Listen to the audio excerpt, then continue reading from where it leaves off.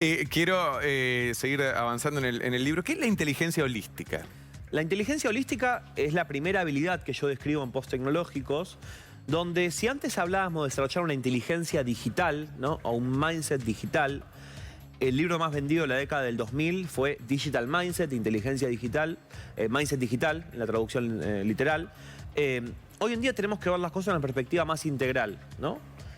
Si vos sos un director de tecnología, antes un director de tecnología de una organización tenía que saber mucho de tecnología. Y casi nada más. Y casi nada más, ¿no? Como que prevalecía el conocimiento técnico por sobre todo el resto. Sí. Lo holista, es de alguna forma en latín la visión más integral. Claro. Entonces, esto del holismo es... Hoy en día hay directores de tecnologías que saben más de liderazgo y de cómo conviven los seres humanos para ser más productivos y para convivir en sociedad, ¿no? Como grupo y rendir, que más que tecnología en sí. Entonces, Yuval Harari, el historiador israelí, un historiador israelí muy reconocido, que hace muy poquito sacó Nexus, su cuarto libro, Sí.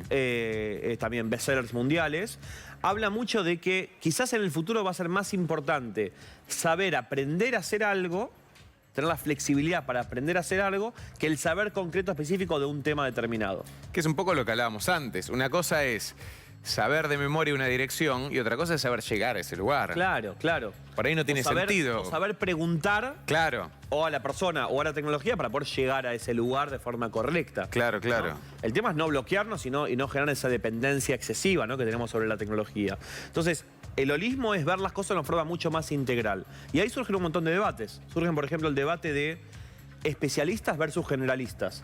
Hace 15 años, 10 años, el especialista, hiperespecialista en un rubro determinado era como la llave al éxito.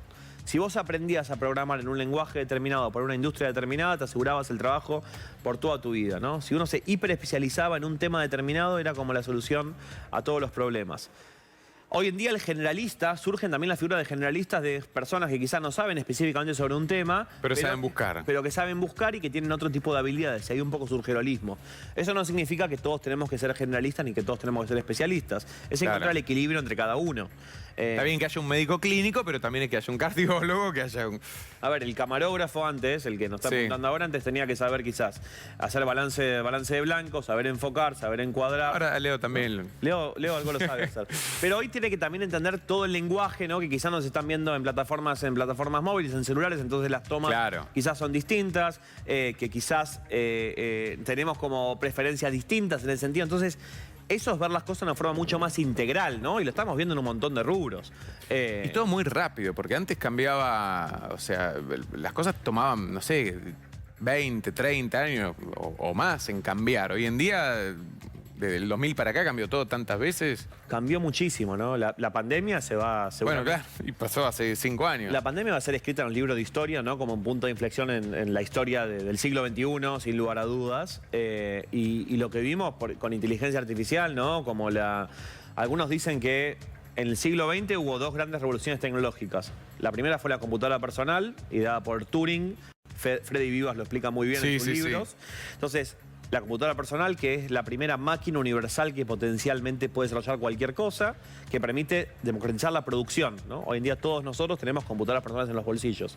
La segunda revolución fue Internet, ¿no? Internet, que se descentralizó la información, ¿no? En ese sentido fue la segunda gran disrupción. Hoy en día, con producción descentralizada e información descentralizada, esta ola de inteligencia artificial, que es la rama de la informática que básicamente imita el pensamiento humano, empieza, además de ser como un ladrillo, una herramienta, es un agente. ¿Por qué es un agente? Porque toma decisión por sí propia. Y hoy en día, si ustedes prueban en ChatGPT, le pueden pedir: necesito hacer un ensayo sobre la deuda argentina en la década del 2000, necesito hacer un ensayo sobre Guido Martínez y Joan Zweig, y quiénes son, y cuál fue su trayectoria en su vida, y seguramente le va a dar respuestas cada vez mejores. Y esa autonomía les brinda algo más que... Porque un ladrillo yo lo puedo dejar ahí en el piso, y si no hago nada, no va a reaccionar por sí ¿Eso mismo. Todavía es la inteligencia artificial, o no? Es el ladrillo. La inteligencia artificial es el ladrillo que lee lentamente se está moviendo solo. Eso digo, ¿hasta dónde Entonces- se puede de repente? Porque por eso decís, hoy en día lo importante es que nosotros sepamos preguntar, sepamos resolver, porque hoy en día la inteligencia artificial hace, no sé, una tarea, después hay otra que hace otra tarea, hay otra que hace otra, y la sacás de ahí y no puede hacer nada. Nosotros de última podemos resolver. Claro. ¿Hay chances que la inteligencia artificial vaya avanzando a resolver por sí sola o es siempre lo que se le cargue? No, a ver, cada vez es como una red neuronal como el cerebro humano, ¿no? Entonces va cada vez aprendiendo más y aprendiendo cómo resolver esos problemas para manejarse de forma autónoma. Pero- Cada vez le voy a tener que pedir menos a la inteligencia artificial cómo operar. Hoy en día tienen como si fuese memorias, esas memorias Claro. son limitadas. Entonces, esa memoria de alguna forma ya no le tengo que explicar yo cómo pienso o cómo quiero expresar las ideas, ya me va a elaborar de una forma con una memoria ya más contextual, ¿no? Entonces, es un ladrillo la inteligencia artificial que lentamente se está moviendo, que lentamente está construyendo algunas paredes de forma autónoma sin que se lo pidamos. ¿Y eso es peligroso? Y eso es peligroso, no hay que tenerle miedo, ¿no? Para nada. Es como al mar, hay que tenerle respeto. A ver, hay una frase del tío Ben, del tío de Peter Parker, de Spider-Man, que es muy buena, que es: todo gran poder conlleva gran responsabilidad. La tecnología nos dio muchísimo poder y tenemos que manejar esa responsabilidad, ese poder con mucha responsabilidad, y depende de nosotros como humanos qué hacemos. Si vamos a permitir que otra vez, que la inteligencia artificial, hoy en día, por ejemplo, en las apps de citas, una inteligencia artificial te dice cómo romper el hielo. Una vez está bien. Ahora, si yo necesito una inteligencia artificial para hablar con Sí, una... la dependencia, claro. Si genera una dependencia tan excesiva que después no puedo conversar con alguien cara a cara, ahí va a haber un problema en ese sentido. Pero el Entonces, problema siempre va a ser de conducta humana, o sea, por eso, si sacando la de tecnología, si era yo necesitaba tomarme 3 cervezas para hablarle a alguien, hoy en día es lo mismo. es lo O sea, mismo, es lo mismo, es lo mismo. El tema es humano. Claro. El tema es cómo yo reacciono frente a eso. Y yo creo que otra vez hay que amigarnos, hay que experimentar, hay que entender que esto vino para quedarse, que no podemos tapar el sol con la mano, y hay que hacernos cada vez más preguntas. Y acá un poco el rol de la filosofía también es fundamental, de volver a preguntarnos el para qué y qué estamos logrando con todo esto. También me llamó la atención, leyendo sobre tu libro, la agnosifilia. Y también que lo remarcás también en un contexto argentino, ¿no? Sí, la agnosifilia es una palabra inventada, entonces si la googlean me van a encontrar algunas notas que me hicieron, pero básicamente desarrollar el amor por el no saber. El amor Por lo incierto, por el no conocimiento, Claro. por el no saber. Volvemos al tema de dieta digital que hablamos antes. Esto de entender qué estamos consumiendo en el ámbito digital. Si yo me expongo cada vez más en mi dieta digital a noticias negativas, y quizás no sé si me va a hacer bien a mí en esa dieta digital. Entonces, esto de desarrollar el amor por el no conocimiento no es elegir la ignorancia, es entender que a lo que me estoy exponiendo. Entonces, Claro. yo, por ejemplo, personalmente, Joan, borré Twitter de mi teléfono celular. ¿Por qué? Porque hay mucha negatividad, al menos en mi algoritmo, ¿no? Al menos en mi algoritmo. Igual es una plata, eso es una algo red más social que se... Sí. Claro. Entonces, lo tengo en la computadora, lo consumo desde la computadora con menos frecuencia, pero no quiero exponerme a esa negatividad. ¿Y eso porque te hacía mal? Eso a mí me distorsionaba la percepción de la realidad, ¿no? Que la realidad es, como también podemos hablar una hora sobre qué es lo real, pero me distorsionaba mi percepción de lo que es real. Entonces, hay que empezar a entender... Pero verá, vos lo eliminaste de tu celular, pero también de tu celular tenés Safari, si querés puedes entrar. Con Puedo lo cual, entrar, sí, es más difícil. Claro, es como tenés más... Tengo más barreras.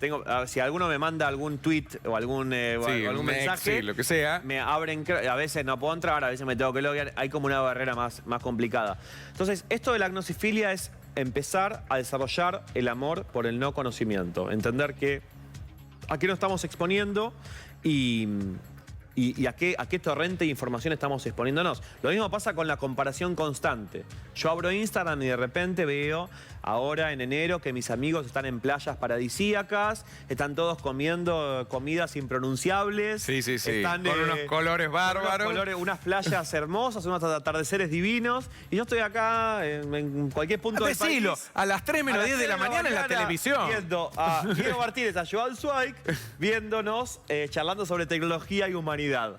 Y está bien, pero si yo me comparo constantemente, a mí no me voy a sentir bien con eso.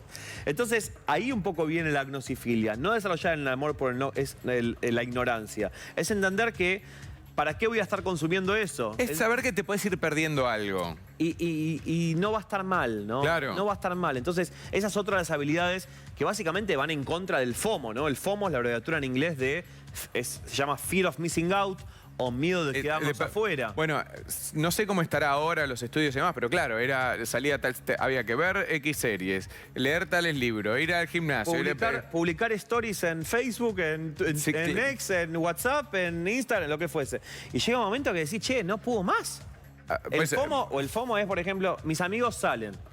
Entonces, che, quiero ver qué me perdí. ¿Qué me estoy perdiendo en el sentido? Claro, no tenés ganas de ir, pero vas para no perderte algo. Y a veces terminamos viendo Instagram o Facebook y terminamos viendo fotos de lo que comió nuestra tía. Está todo bien con nuestras tías, con los saludos de nuestras madres. Te mando un saludo a la tía Edith. Sí, a mí yo también por ahí, si me está viendo, o a mi papá. Pero el tema es, ¿qué estamos haciendo con esa información? Yo me puedo perder lo que está comiendo mi tía.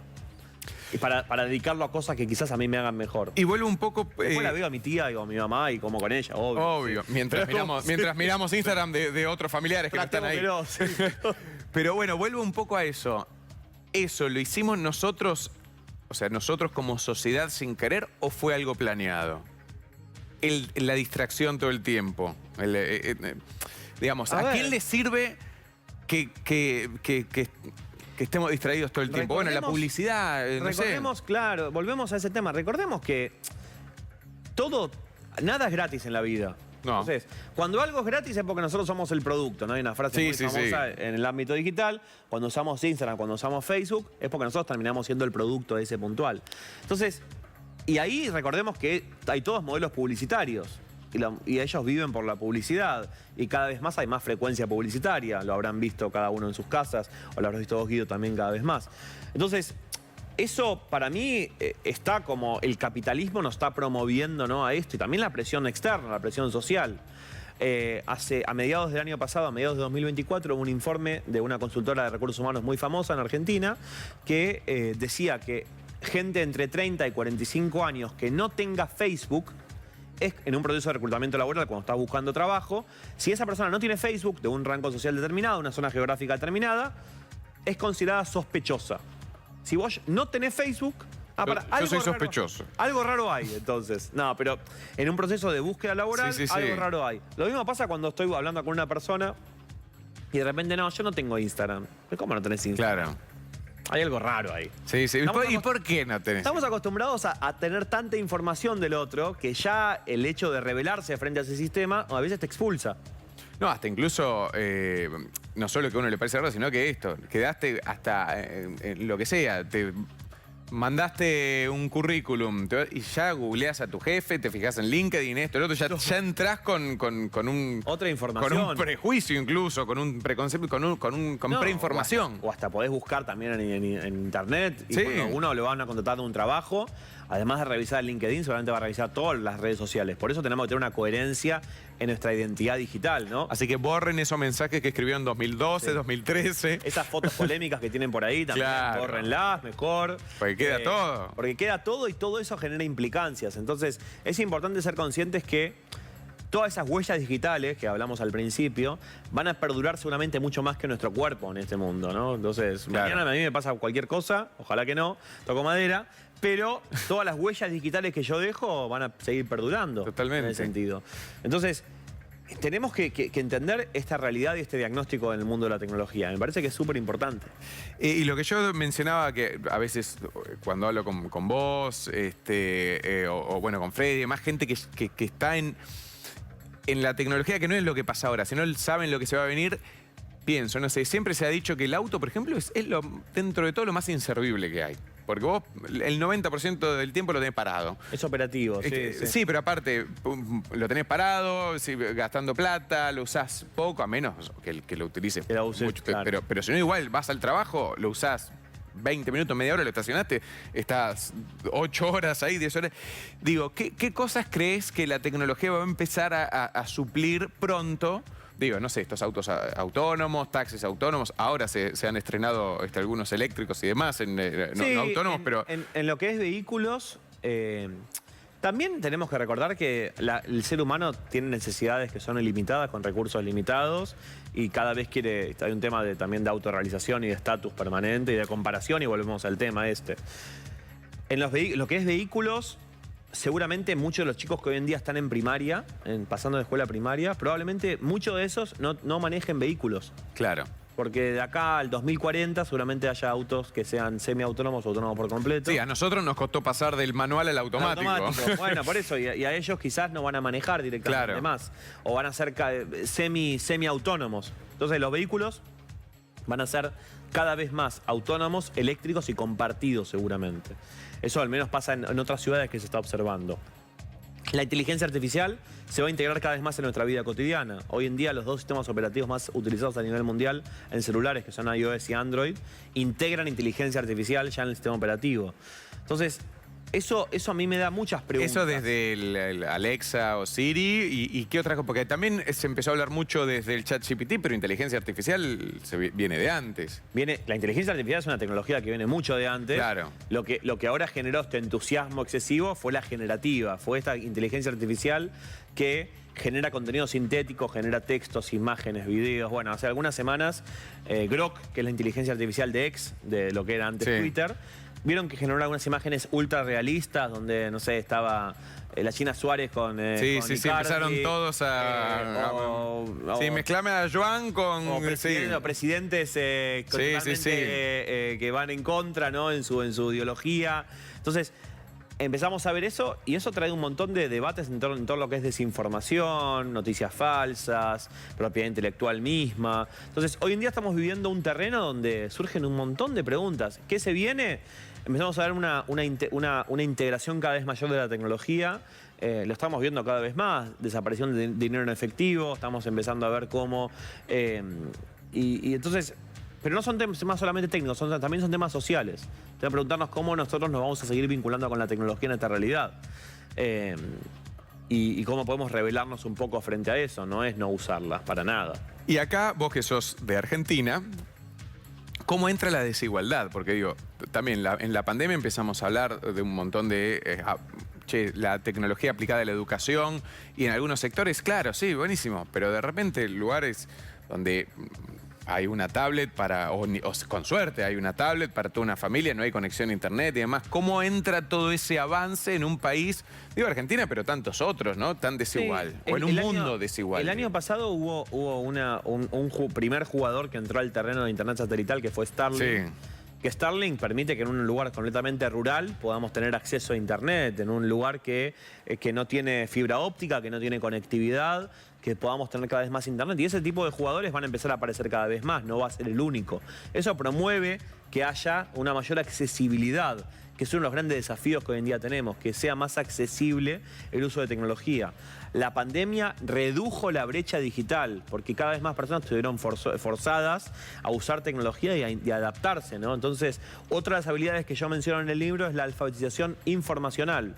La alfabetización digital, muchos de nosotros ya la tenemos, ¿no? Sabemos interactuar con sistemas operativos, con celulares, con tablets. Ahora, alfabetizarnos con la información que hoy en día tenemos en ese tipo de dispositivos es algo fundamental. ¿Cómo sería eso? Y eso volvemos al hecho de saber preguntar, claro, al hecho de saber distinguir. Hoy en día tenemos, por ejemplo, todo el fenómeno de las estafas. De saber discernir de qué puede ser... Las estafas de, por ejemplo, de que te hackeo de WhatsApp, las estafas de bancos, sí, el phishing que te mandan, claro, enlaces que son extraños. Todo eso son herramientas que tenemos que alfabetizarnos con la información que hoy en día nos expone la tecnología.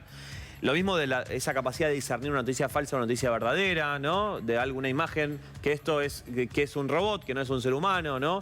Si antes nos costaba distinguir, o era más fácil distinguir lo falso frente a lo verdadero, hoy nos cuesta también distinguir lo que es verdadero. Yo no conozco mucho sobre el mundo de los espectáculos, es la verdad. Y cuando vi por primera vez la imagen de la China Suárez con Mauro Icardi, yo dije, ¿esto es lo generó una inteligencia artificial? Porque, en serio, claro, claro. Porque a mí me parecía tan realista que yo digo, y escucharlo de afuera, digo, participar un poco en los medios, digo, ¿esto lo generó Grok? ¿Lo generó Y si no hay Aurora? y bueno, porque en su momento también se estaba Después también la regulación en los medios de comunicación, abajo está aclarado, imagen recreada. Acá mismo, cuando por ahí hacemos alguna imagen para graficar algo, imagen creada. Pero digo, si ahora que cada vez tenés que chequear menos, o mejor dicho, tenés que justificar menos tu información en las redes sociales, ¿a simple vista hay alguna manera de darte cuenta? O sea, ¿vos te puedes dar cuenta si es una imagen creada por inteligencia artificial o no? Mirá, Guido, si me preguntabas hace 6 meses, te iba a responder que la sombra de los dedos, las texturas, las falanges... Pero también hay tanto filtro, viste, que... Las falanges, la morfología del cuerpo... Hoy en día cada vez es más indistinguible. Claro. Hoy en día cada vez es más difícil y creo que va a ser cada vez más difícil. Lo único que podemos desarrollar es el pensamiento crítico de decir, che, esto no me suena. O no creo. Y eso es volver un poco a lo anterior, es rechequear la fuente, claro. buscar saber. Vuelve el periodismo, digamos, porque también el periodismo se asustó mucho con las redes. Hoy en día, bueno, a ver, voy a un lugar donde confío en la curaduría de esa información. Entonces creo que ahí es volver un poco a lo humano. A lo humano. En el sentido, hay cosas que van a seguir perdurando cada vez más. Por más de que la inteligencia artificial hoy en día, Sora permite recrear videos de texto a video, videos de hasta 20 segundos, 30 segundos, que son videos que son ultra realistas. Y eso no va a matar a las productoras de cine. Claro. Para nada, van a ser una herramienta más que la van a utilizar seguramente. Y con la promesa de esta expansión creativa en ese sentido. Pero ahí estamos nosotros todos en el medio. Estamos tratando de surfear la ola de la mejor forma posible. Todo esto está sucediendo. Ya antes de liberarte, porque él tiene que empezar muy temprano. Y no va a mandar a un logo ni nada. Un robot. Sí. No puede. Pero, así que ya te libero. Pero antes de liberarte, digo, hoy día, ¿qué nos diferencia de la inteligencia artificial? Me parece que los... Crea música, perdón, que Sí. te pregunto y te interrumpo porque, para que veas que soy humano. Digo, porque vos podés poner cierto país, crea canciones, hace pinturas, como decís, hace un corto y demás. Así todo, ¿qué nos diferencia? Creo que nos diferencia lo imperfecto. Creo que el ser humano es un ser que no tiene todas las respuestas, que no tiene la gramática siempre perfecta, que no tiene la puntuación siempre perfecta. Es un ser humano que el ser humano duda, el ser humano es complejo, está lleno de prejuicios, está lleno de historias pasadas, está llena de una complejidad que la tecnología nos impulsa a un mundo cada vez más perfecto. Claro. O al menos perfecto según lo que espera la inteligencia artificial. Igual eso se va a empezar a acomodar también. Va a empezar a ver esa naturalidad de los pifies, ¿no? Del error en la misma inteligencia artificial. Hoy en día, por ejemplo, uno entra a LinkedIn, la red social profesional de búsqueda de empleo, y ve que una gran cantidad de contenido está generado con inteligencia artificial y uno distingue, uno lo distingue. Claro. Porque no me toca esa fibra humana en ese sentido. Sí, sí. Es algo frío, es algo tan binario que es algo frío.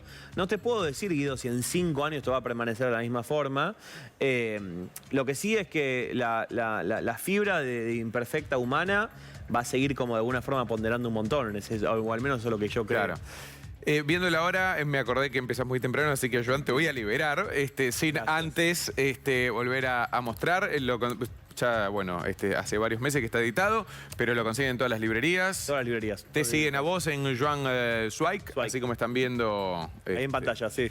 Y pronto retomará las clases, estás de vacaciones, imagino. Retomamos las clases, muchos proyectos para el 2025, así que nos veremos seguramente. Sí, te vendrás por aquí. Por supuesto. Gracias. A vos, Guido. Siempre un placer. Que descanses. Anda, avisale a tu cama que ya está yendo para allá. Le aviso. Gracias. Seguimos